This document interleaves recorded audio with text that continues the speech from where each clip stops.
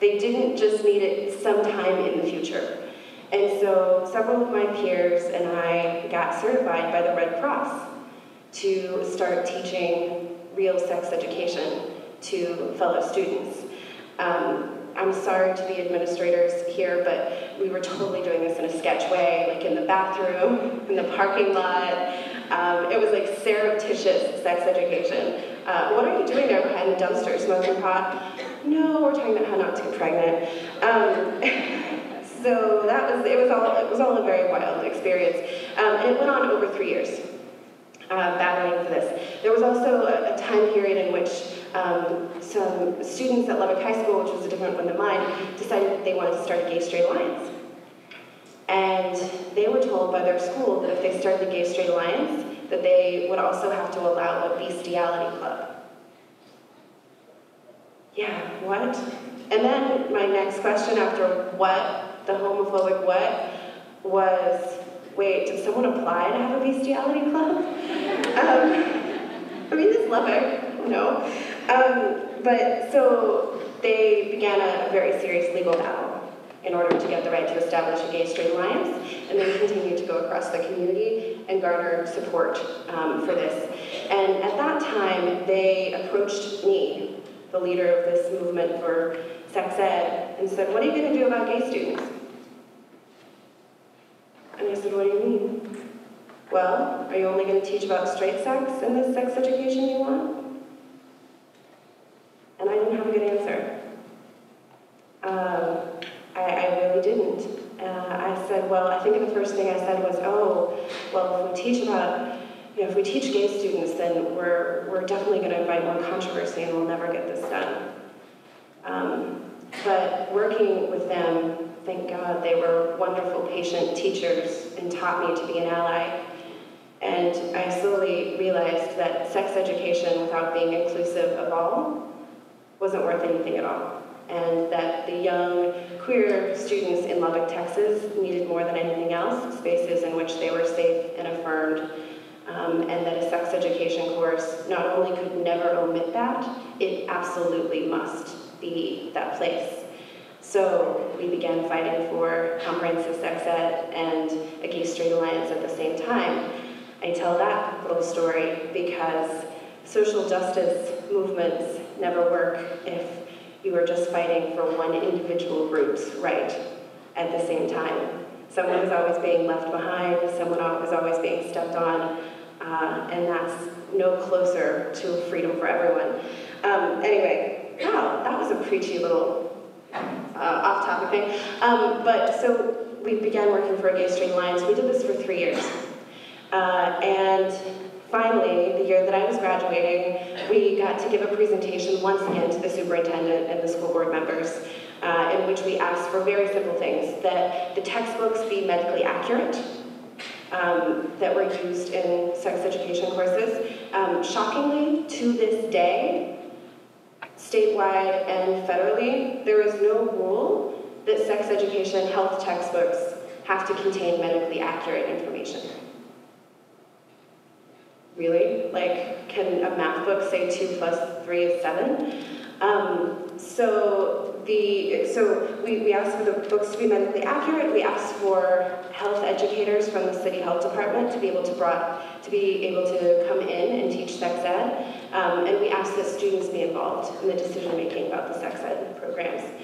And basically, they turned us away again, and then once again asked the city council to shut down the youth commission and make us go away, which they eventually did, but we did not go away, and I promise I do not come here to tell you a losing story, although I did lose, and the kids who were fighting for the Gay-Straight Alliance became the first Gay-Straight Alliance ever to sue for their right to exist and lose in the history of the United States. And it was in part due to the strength and intensity of the Lubbock Independent School District's abstinence-only policy that we had been battling all along. But things do get better because there was a film being made about this the entire time that became the film that was made about me, The Education of Shelby Knox. which premiered at Sundance in 2005. When it premiered on PBS, the Lubbock City Council had to have an emergency meeting on how they were going to respond, which I thought was fun. And when it came out, my mom, being awesome, so I should tell you quickly, in case you have issues with parents, my parents were, when this began, very conservative, evangelical Republicans who were quite homophobic. And throughout this process, they were incredibly supportive of me, but it was always with a, oh God, okay, I guess you can do that, but please don't do this next thing, and then when I go to the next thing, okay, I guess you can do that, do you need me to drive you there? They were going through a political and emotional evolution as they watched me grow up, but they were always very supportive. And by the end, my mom was 100% in line with getting better sex ed into the schools, but my mom is a little more vindictive than I am, and she really wanted sex ed, the pastor dude, out of the schools. And so when the film came out, she took it to all of the junior highs and all of the high schools' PTAs, because they were the ones who paid for him to come.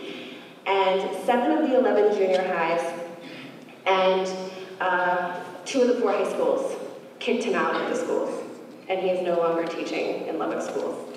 So I didn't win, but my mom did, which is always cool. But I went off to the University of Texas, and I started to travel and speak after the film came out. I never expected it to be a success. I never expected my story to resonate with people. I was completely blown away when my first ever media appearance was on Hardball with Chris Matthews at the Sundance Film Festival.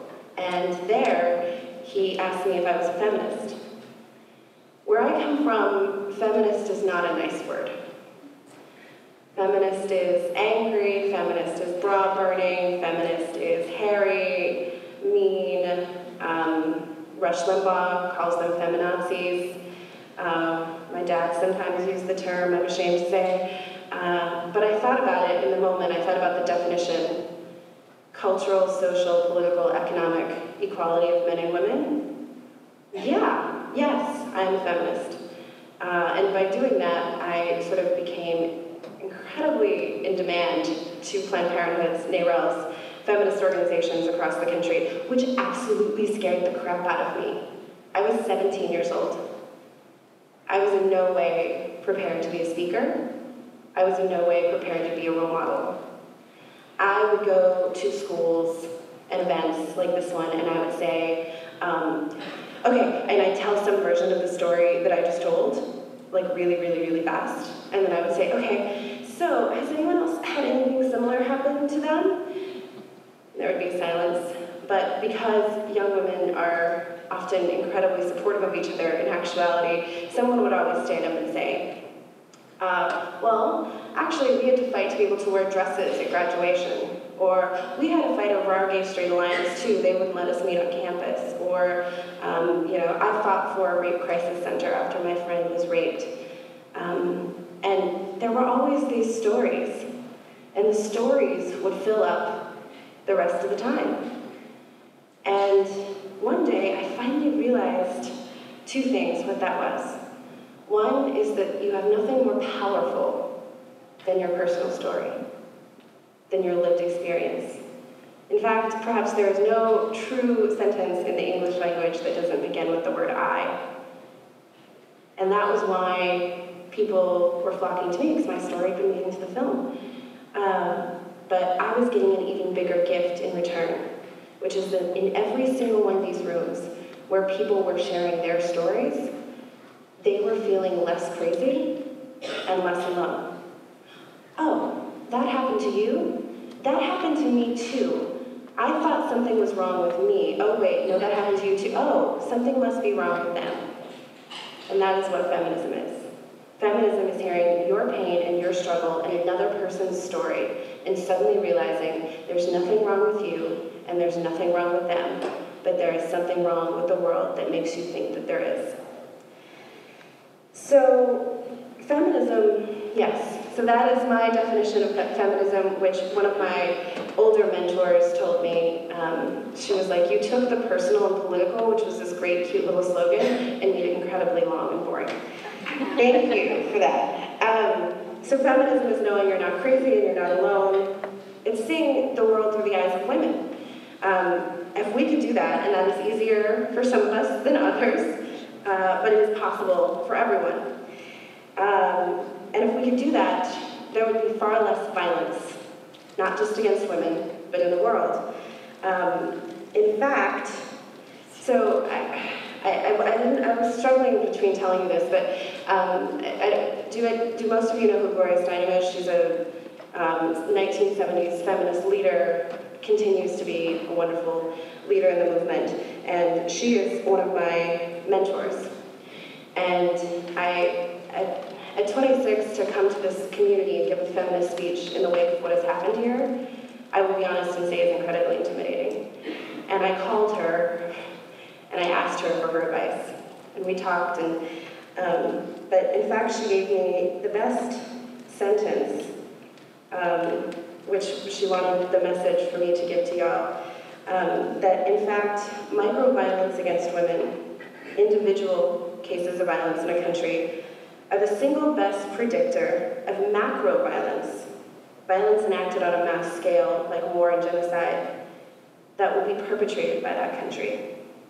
So, if we look at all types of violence, and as feminists and members of the human race, learn how to end them, perhaps we can have the closest solution to world peace. Now, I'm not promising that I'm going to give you world peace in this speech. I'm just saying that the idea of ending violence is perhaps as close as we can get. So, what are these types of violence? Let's begin with the one that we touched on, intimate partner violence, often called domestic violence. Around the world, 1 in 3 women will be beaten, sexually assaulted, or raped by a partner. In the US, the number is 1 in 4 at a broad level, but as everything breaks down by identity, 60%, for instance, of Native American women will have domestic violence incidents. While we have Domestic Violence Awareness Month, which we're in right now, and numerous hotlines, which are all great resources, and celebrities speaking out against it, it's the insidious acceptance of it all, and the blame often casually placed on victims that undergirds its shocking commonality. Have you ever heard of a friend joke about beating his girlfriend? Or tell a story about a woman who suffered abuse and hear someone say, I wonder what she did to deserve it? Or is Halloween coming up and someone carelessly dresses up as a beaten woman, as if it's an experience to uplift and imitate, or an identity that can be taken off? So why do we live in this country? I'm sure you've all heard those things. That's the culture. The last state to outlaw marital rape in the United States was North Carolina. What year do you think that was? What year? 1994. 1993. When I first did it in class, someone asked that question, and I said, oh, I don't know, 1972? 1993. That's within the period many of us have been alive. We have lived in a nation in which there was a state in this country that still thought it was okay for a man to rape his wife. So just with that context, and there's lots of others, it's not all that surprising that we seem a little culturally, if not legally, confused about who gets to do what to women. So there's been progress, of course. I promise you I was not going to be depressing. The Violence Against Women Act of 1994, which came right after, because I guess you needed to outlaw marital rape before you could pass this, for the first time in our history, gave full federal resources to the prosecution and convictions of those who commit crimes against women. There are numerous programs that are funded under the Violence Against Women Act, including providing survivors with housing and other services, hotlines, spaces for LGBT survivors of violence, for people to escape stalkers. I believe there are maybe programs in this community that are funded by the Violence Against Women Act. And that's all wonderful. Except that another form of violence enacted on women in this country is that of legislators, deciding that they know what's better for women than, well, women do. And as is so common, they like to get into the business of deciding which women matter and which women don't.